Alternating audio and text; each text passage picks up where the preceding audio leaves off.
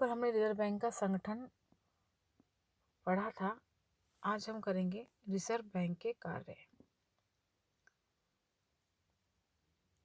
Reserve bank Bharat का एक केंद्रीय बैंक है जो उन सब कार्यों को करता है जो किसी देश के केंद्रीय बैंक को करना होता है। भारतीय रिजर्व बैंक कुछ महत्वपूर्ण कार्यों को संपन्न करता है। पहला है नोटों का निर्गमन।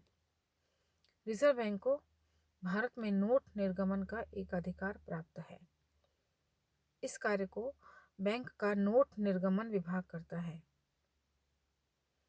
इसके लिए 56 से न्यूनतम कोष प्रणाली के सिस्टम को अपनाया गया है। 57 में किए गए संशोधन के अनुसार नोटों के निर्गमन के लिए 200 करोड़ रुपए की न्यूनतम निधि रखना आवश्यक है, जिसमें 115 करोड़ रुपए का सोना या सोना की मुद्राएं और 85 करोड़ रुपए की विदेशी प्रतिभूतियां रखी जाती हैं।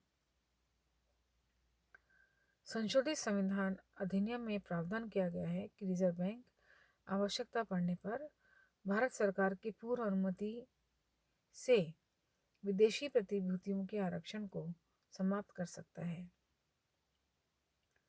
दूसरा है सरकारी बैंकर का कार्य। रिजर्व बैंक अपने अधिनियम की धारा 20 और 21 के अंतर्गत केंद्र तथा राज्य सरकारों के बैंक प्रतिनिधि सलाहकार का कार्य करता है। सरकारी बैंकर के रूप में रिजर्व बैंक निम्नलिखित कार्यों को करता है।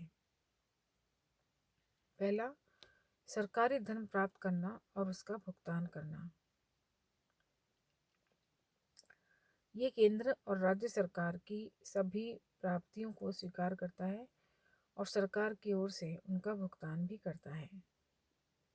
दूसरा, लोक ऋण की व्यवस्था करना। सरकार के लिए ऋण की व्यवस्था करता है। यह स्वयं भी अल्पकालीन ऋण प्रदान करता है। तीसरा है सरकारी कोषों का स्थानांतरण।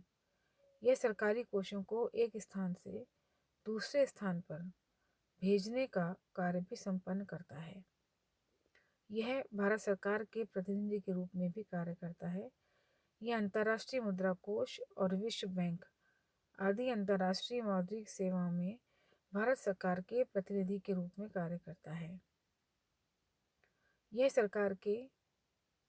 सरकार को आर्थिक परामर्श भी देता है।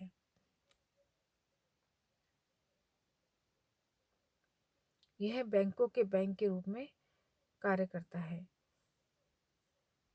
रिजर्व बैंक भारत में बैंकिंग व्यवसाय करने के लिए लाइसेंस देता है, बैंकों का निरीक्षण और उनका पर्यवेक्षण करता है, नई शाखाओं के खुलने पर नियंत्रण रखता है, कमजोर शाखाओं को बंद करने की सिफारिश करता है, दुर्बल बैंकों का समामेलन करता है, बैंकों के द्वारा ऋण देने की